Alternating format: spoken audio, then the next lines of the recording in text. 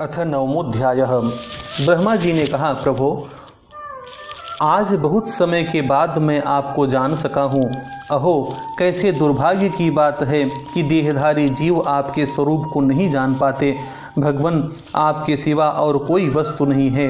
जो वस्तु प्रतीत होती है वह भी स्वरूपतः सत्य नहीं है, क्योंकि माया के गुणों के क्षुभित होने के कारण केवल आप ही अनेकों रूपों में प्रतीत हो रहे हैं। देव,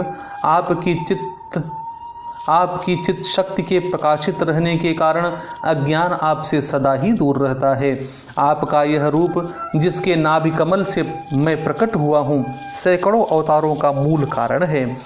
इसे आपने सत्पुरुषों पर कृपा करने के लिए ही पहले पहल प्रकट किया है। परमात्मन, आपका जो आनंद मात्र भेद रहित अखंड तेजोमय स्वरूप है, उसे मैं इससे भिन्न नहीं समझता। इसलिए मैंने विश्व की रचना करने वाले होने पर भी विश्वातीत आपके इस अद्वितीय रूप की ही शरण ली है। यही संपूर्ण भूत और इंद्रियों का भी अधिष्ठान है। हे विश्व कल्याण में, मैं आपका उपासक हूँ। आपने मेरे हित के लिए ही मुझे ध्यान में अपना यह रूप दिखलाया है। जो पापात्मा विषयासक्त जीव हैं, वे ही इसका अनादर करते हैं। मैं तो आपको इसी रूप में बार बार नमस्कार करता हूँ। मेरे स्वामी, जो लोग वेद रूप वायु से लाई हुई आपके चरण रूप कमलकोश की गंध को अपने कर्णपुटों से ग्रहण करते हैं, उन अपने भक्तजनों के हृदय कमल से आप कभी दूर नहीं होते, क्योंकि वे पराभक्ति रूप डोरी से आपके पाद पद्मों को बांध लेते हैं। जब तक पुरुष आपके अभयप्रद चरणारविंदों का आश्रय नहीं लेता, तभी तक उसे धन, घर और बंधुजनों के कारण प्राप्त होने वाले भय, शोक, लालसा, दीनता और अत्यंत लोभ आदि सताते हैं, और तभी तक उसे मैं मेरेपन का दुराग्रह रहता है, जो दुख का एकमात्र कारण है। जो लोग सब प्रकार के अमंगलों को नष्ट करने वाले आपके श्रवण कीर्तन आदि प्रसंगों से इंद्रियों को हटाकर लेश मात्र विषय सुख के लिए दीन और मन ही मन लालायित होकर निरंतर दुष्कर्मों में लगे रहते हैं, उन बेचारों की बुद्धि दैव ने हर ली है। अच्युत और उक्रम, इस प्रजा को भूख, प्यास, वात, पित्त, कफ, सर्दी, गर्मी, हवा और वर्षा से परस्पर एक दूसरे से तथा कामाग्नि और दुस्सह क्रोध से बार बार कष्ट उठाते देखकर मेरा मन बड़ा खिन्न होता है। स्वामिन, जब तक मनुष्य इंद्रिय और विषय रूपी माया के प्रभाव से आपसे अपने को भिन्न देखता है, तब तक उसके लिए इस संसार चक्र की निवृत्ति नहीं होती। यद्यपि यह मिथ्या है, तथापि कर्मफल भोग का क्षेत्र होने के कारण उसे नाना प्रकार के दुखों में डालता रहता है। देव, औरों की तो बात ही क्या, जो साक्षात मुनि हैं, वे भी यदि आपके कथा प्रसंग से विमुख रहते हैं तो उन्हें संसार में फंसना पड़ता है।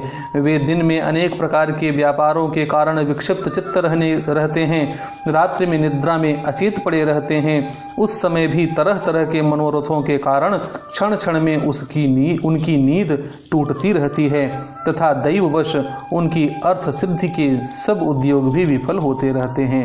नाथ, आपका मार्ग केवल गुण श्रवण से ही जाना जाता है। आप निश्चय ही मनुष्यों के भक्ति योग के द्वारा परिशुद्ध हुए हृदय कमल में निवास करते हैं। पुण्य श्लोक प्रभो, आपके भक्तजन जिस जिस भावना से आपका चिंतन करते हैं, उन साधु पुरुषों पर अनुग्रह करने के लिए आप वही रूप धारण कर लेते हैं। भगवन, आप एक हैं तथा संपूर्ण प्राणियों के अंतःकरणों में स्थित उनके परम हितकारी अंतरात्मा हैं। इसलिए यदि देवता लोग भी हृदय में तरह तरह की कामनाएं रखकर भांति भांति की विपुल सामग्रियों से आपका पूजन करते हैं, तो उससे आप उतने प्रसन्न नहीं होते जितने सब प्राणियों पर दया करने से होते हैं। किंतु वह सर्वभूत दया असत पुरुषों को अत्यंत दुर्लभ है। जो कर्म आपको अर्पण कर दिया जाता है, उसका कभी नाश नहीं होता, वह अक्षय हो जाता है। अतः नाना प्रकार के कर्म, यज्ञ, दान, कठिन तपस्या और व्रतादि के द्वारा आपकी प्रसन्नता प्राप्त करना ही मनुष्य का सबसे बड़ा कर्मफल है, क्योंकि आपकी प्रसन्नता होने पर ऐसा कौन फल है जो सुलभ नहीं हो जाता। आप सर्वदा अपने स्वरूप के प्रकाश से ही प्राणियों के भेद भ्रम रूप रूप अंधकार का नाश करते रहते हैं तथा ज्ञान के अधिष्ठान साक्षात परम पुरुष हैं, मैं आपको नमस्कार करता हूँ। संसार की उत्पत्ति, स्थिति और संहार के निमित्त जो माया की लीला होती है वह आपका ही खेल है।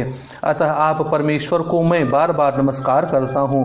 जो लोग प्राण त्याग करते समय आपके अवतार, गुण और कर्मों को सूचित करने वाले देवकी नंदन, जनार्दन, कंस, निकंदन आदि नामों का विवश होकर भी उच्चारण करते हैं, वे अनेकों जन्मों के पापों से तत्काल छूटकर मायादि आवरणों से रहित ब्रह्म पद प्राप्त करते हैं। आप नित्य अजन्मा हैं, मैं आपकी शरण लेता हूँ। भगवान, इस विश्व वृक्ष के रूप में आप ही विराजमान हैं। आप ही अपनी मूल प्रकृति को स्वीकार करके जगत की उत्पत्ति, स्थिति और प्रलय के लिए मेरे अपने और महादेव जी के रूप में 3 प्रधान शाखाओं में विभक्त हुए हैं और फिर प्रजापति एवं मनु आदि शाखा प्रशाखाओं के रूप में फैलकर बहुत विस्तृत हो गए हैं। मैं आपको नमस्कार करता हूँ। भगवान, आपने अपनी आराधना को ही लोगों के लिए कल्याणकारी स्वधर्म बताया है, किंतु वे इस ओर से उदासीन रहकर सर्वदा विपरीत कर्मों में लगे रहते हैं। ऐसी प्रमाद की अवस्था में पड़े हुए इन जीवों की जीवन आशा को जो सदा सावधान रहकर बड़ी शीघ्रता से काटता रहता है, वह बलवान काल भी आपका ही रूप है। मैं उसे नमस्कार करता हूँ। यद्यपि मैं सत्यलोक का अधिष्ठाता हूँ, जो 2 परार्ध पर्यंत रहने वाला और समस्त लोकों का वंदनीय है, तो भी आपके उस काल रूप से डरता रहता हूँ। उससे बचने और आपको प्राप्त करने के लिए ही मैंने बहुत समय तक तपस्या की है। आप ही अधियज्ञ रूप से मेरी इस तपस्या के साक्षी हैं। मैं आपको नमस्कार करता हूँ। आप पूर्ण काम हैं, आपको किसी विषय सुख की इच्छा नहीं है, तो भी आपने अपनी बनाई हुई धर्म मर्यादा की रक्षा के लिए पशु, पक्षी, मनुष्य और देवता आदि जीव योनियों में अपनी ही इच्छा से शरीर धारण कर अनेकों लीलाएं की हैं। ऐसे आप पुरुषोत्तम भगवान को मेरा नमस्कार है। प्रभो, आप अविद्या, अस्मिता, राग, द्वेष और अभिनिवेश 5 में से किसी के भी अधीन नहीं हैं। तथापि इस समय जो सारे संसार को अपने उदर में लीन कर भयंकर तरंगमालाओं से विक्षुब्ध प्रलयकालीन जल में अनंत विग्रह की कोमल शैया पर शयन कर रहे हैं, वह पूर्व कल्प की कर्म परंपरा से श्रमित हुए जीवों को विश्राम देने के लिए ही है। आपके नाभि कमल रूप भवन से मेरा जन्म हुआ है। यह संपूर्ण विश्व आपके उदर में समाया हुआ है। आपकी कृपा से ही मैं त्रिलोकी की रचना रूप उपकार में प्रवृत्त हुआ हूँ। इस समय योग निद्रा का अंत हो जाने के कारण आपके नेत्र कमल विकसित हो रहे हैं। आपको मेरा नमस्कार है। आप संपूर्ण जगत के एकमात्र सुहृद और आत्मा हैं तथा शरणागतों पर कृपा करने वाले हैं। अतः अपने जिस ज्ञान और ऐश्वर्य से आप विश्व को आनंदित करते हैं, उसी से मेरी बुद्धि को भी युक्त करें, जिससे मैं पूर्व कल्प के समान इस समय भी जगत की रचना कर सकूं। आप भक्त वांछा कल्पतरु हैं। अपनी शक्ति लक्ष्मी जी के सहित अनेकों गुणावतार लेकर आप जो जो अद्भुत कर्म करेंगे, मेरा यह जगत की रचना करने का उद्यम भी उन्हीं में से एक है। अतः इसे रचते समय आप मेरे चित्त को प्रेरित करें, शक्ति प्रदान करें, जिससे मैं सृष्टि रचना विषयक अभिमान रूप मल से दूर रह सकूं। प्रभो, इस प्रलयकालीन जल में शयन करते हुए आप अनंत शक्ति परम पुरुष के नाभि कमल से मेरा प्रादुर्भाव हुआ है और मैं हूँ भी आपकी ही विज्ञान शक्ति। अतः इस जगत के विचित्र रूप का विस्तार करते समय आपकी कृपा से मेरी वेद रूपवाणी का उच्चारण लुप्त न हो। आप अपार करुणा में पुराण पुरुष हैं। आप परम प्रेममयी मुस्कान के सहित अपने नेत्र कमल खोलिए और शेष शैया से उठकर विश्व के उद्भव के लिए अपनी सुमधुर वाणी से मेरा विषाद दूर कीजिए। श्री मैत्रेय जी कहते हैं, विदुर जी, इस प्रकार तप, विद्या और समाधि के द्वारा अपने उत्पत्ति स्थान श्री भगवान को देखकर तथा अपने मन और वाणी की शक्ति के द्वारा उनकी स्तुति कर ब्रह्मा जी थके से होकर मौन हो गए। श्री मधुसूदन भगवान ने देखा कि ब्रह्मा जी इस प्रलय जल राशि से बहुत घबराए हुए हैं तथा लोक रचना के विषय में कोई निश्चित विचार न होने के कारण उनका चित्त बहुत खिन्न है। तब उनके अभिप्राय को जानकर वे अपनी गंभीर वाणी से उनका खेद शांत करते हुए कहने लगे। श्री भगवान ने कहा, वेदगर्भ, तुम विषाद के वशीभूत हो, आलस्य न करो, सृष्टि रचना के उद्यम में तत्पर हो जाओ। तुम मुझसे जो कुछ चाहते हो उसे तो मैं पहले ही कर चुका हूँ। तुम एक बार फिर तप करो और भागवत ज्ञान का अनुष्ठान करो। उनके द्वारा तुम सब लोगों को स्पष्टतया अपने अंतःकरण में देखोगे। फिर भक्ति युक्त और समाहित चित्त होकर तुम संपूर्ण लोक और अपने में मुझको व्याप्त देखोगे तथा मुझ में संपूर्ण लोक और अपने आप को देखोगे। जिस समय जीव काष्ठ में व्याप्त अग्नि के समान समस्त भूतों में मुझे ही स्थित देखता है, उस समय वह अपने अज्ञान रूप मल से मुक्त हो जाता है। जब वह अपने को भूत, इंद्रिय, गुण और अंतःकरण से रहित तथा स्वरूपतः मुझसे अभिन्न देखता है, तब मोक्ष पद प्राप्त कर लेता है। ब्रह्मा जी, नाना प्रकार के कर्म संस्कारों के अनुसार अनेक प्रकार की जीव सृष्टि को रचने की इच्छा होने पर भी तुम्हारा चित्त मोहित नहीं होता। यह मेरी अतिशय कृपा का ही फल है। तुम सबसे पहले मंत्र दृष्टा हो। प्रजा उत्पन्न करते समय भी तुम्हारा मन मुझ में ही लगा रहता है। इसी से पापमय रजोगुण तुमको बांध नहीं पाता। तुम मुझे भूत, इंद्रिय, गुण और अंतःकरण से रहित समझते हो।